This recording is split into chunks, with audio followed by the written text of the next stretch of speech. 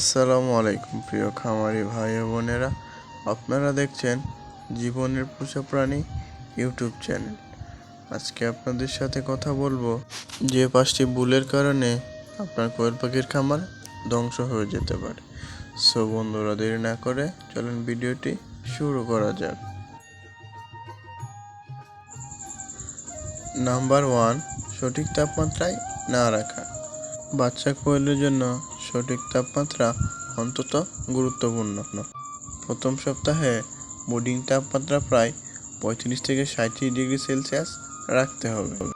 তাপমাত্রা কম হলে বাচ্চা এক জায়গায় জড়ো হয়ে বসে থাকবে এবং তাপমাত্রা যদি বেশি হয়ে থাকে তাহলে বাচ্চারা হাঁপাতে থাকবে। এর ফলে আপনাদের অনেক বড় ক্ষতির সম্মুখীন হতে হবে। তাই এই তাপমাত্রার ভিতরে বাচ্চাকে রাখতে হবে।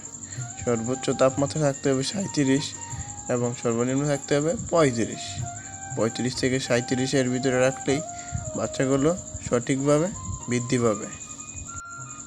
নাম্বার 2, ভুল খাবার দাও। অনেকে দেখা যায় ছোট কোয়েল পাখিকে বড় মুরগির খাদ্য দিয়ে থাকে। এটি সবচেয়ে বড় একটি মারাত্মক ভুল।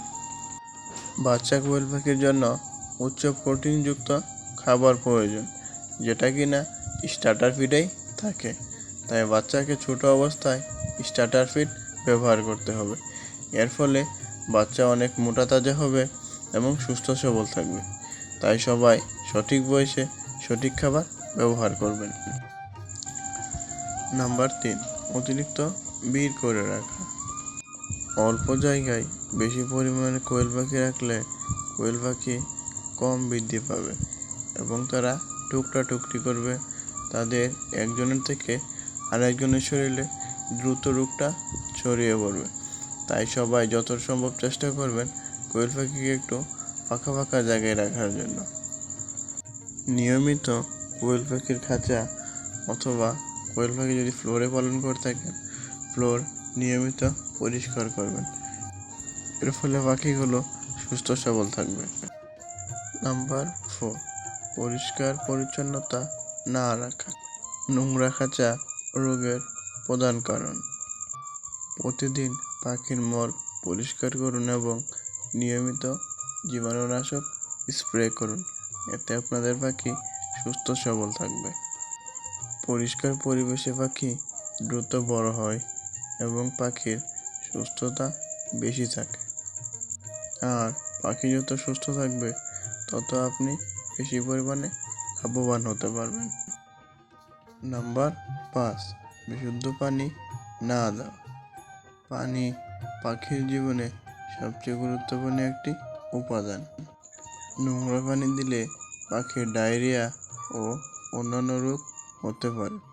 তাই সবসময় চেষ্টা করবেন আপনারা বিশুদ্ধ পানি দেওয়ার জন্য।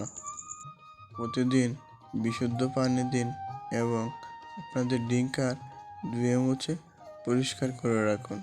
তাহলে আপনার পাখি সুস্থ ও সবল থাকবে। সো বন্ধুরা, এই ছিল আজকের 5টি টিপস। এই টিপসগুলো আপনারা অবশ্যই মানার চেষ্টা করবেন।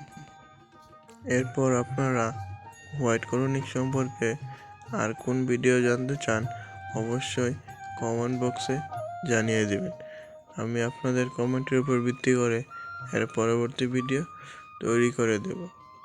সো বন্ধুরা, ভিডিওটি ভালো লাগলে একটি লাইক করবেন, একটি কমেন্ট করবেন এবং চ্যানেলটি নতুন হয়ে থাকলে চ্যানেলটি সাবস্ক্রাইব করে পাশেই থাকবেন।